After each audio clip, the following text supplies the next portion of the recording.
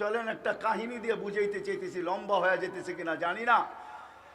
তো বুঝে সুলাইমান আলাইহিস সালাম আল্লাহ বলছিলেন, আল্লাহ জমিনের আর এই দুনিয়ার প্রাণীদেরকে আমি একটু খাওয়াইতে চাই।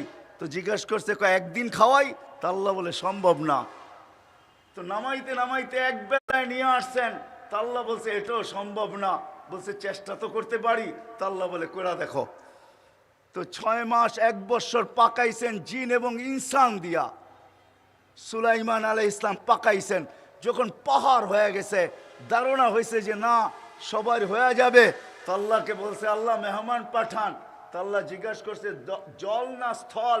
তো আগে পানিরটা পাঠান, এটা দূরের, স্থলেরটা তো আমার বাড়িরই, এরা পরে খাবে। তো আল্লাহ এক মাছ পাঠায়া দিছেন। মাছ যে লম্বা সালাম দিছেন, বলছে আল্লাহ নবী আজকে আপনার মেহমান। বলছে অবশ্যই। বলে খাওয়া রেডি? বলে বিলকুল রেডি। তো খাওয়া শুরু করছে। যা পাকাইছিলেন 1 বছর, সুবহানাল্লাহ সবার পরে বললেন, শুরুতে বললেই কিন্তু শেষ হয়ে যাবে এই জন্য চুপ করে শুনতে থাকেন। যা কিছু পাকাইছিলেন সব খাইছেন, যে পাতিলে পাকাইছেন পাতিল খাইছেন, যত চামচ প্লেট সেলেট যা আছে সব, এমনকি টুকরি শুকরি, এমনকি চাটাই সাটাই সব খায়া সাফা। সুলাইমান আলাইহিস সালাম বলতেছে এমন পেটুক তো দেখি নাই। তো মাছ বলতেছে আল্লাহ নবী, মেহমানকে এরকম বাসা বলা ঠিক না। আর দ্বিতীয় হলো আপনি আল্লাহ নবী, মেহমানকে তো ইজ্জত করা চাই। আপনি আমাকে পেটুক বলতেছেন, আমিও এতটুকুই খায়া চলে যাওয়ার ছিলাম।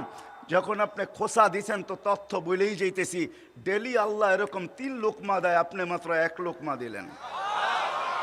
আপনি আর আমি কতটুকু খাই? হয়তো যুবকরা জানে ন্যাশনাল জিওগ্রাফি আর ডিসকভারিতে মাছ এরকম হাঁ করে থাকে সমুদ্রে, টনকে টন ভিতরে যাইতে থাকে। যখন পেট ভরা যায় তো মুখ বন্ধ করে পানিগুলা ফ্লাশ হয়ে যায়, মুখ দিয়ে বাহির হয়ে যায়, মাছগুলা ভিতরে থেকে যায়। আপনি কতটুকুর খান?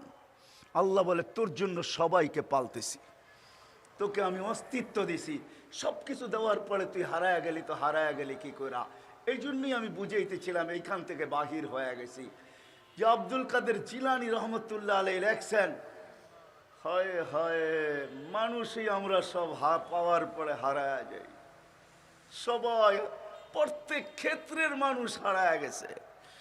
এই জন্য আব্দুল কাদের জিলানী রহমতুল্লাহ আলাইহি লিখতে বাধ্য হয়েছেন যে শুকর সকালে উঠা বলে আল্লাহ প্রথম দৃষ্টি যেন বেনমাজির উপরে না পড়ে। বলছে এত রাগান্বিত কেন? বলে মালিক 5 বার ওকে ডাকে, 5 বার আল্লাহর মতো সত্তা ডাকে। যুবক যৌবনে মস্ত, সে যৌবন পাওয়ার পরে হারায়া গেছে। অথচ আল্লাহ তাকেই বলতেছে শাবাব লা ইয়াক্তারুকা শাবাবুকা, যুবক যৌবন যেন তোকে মাতাল না করে, বিমুখ না করে, আমার থেকে হারায়া না দেয়, আমার থেকে দূরে সরায়া না দেয়।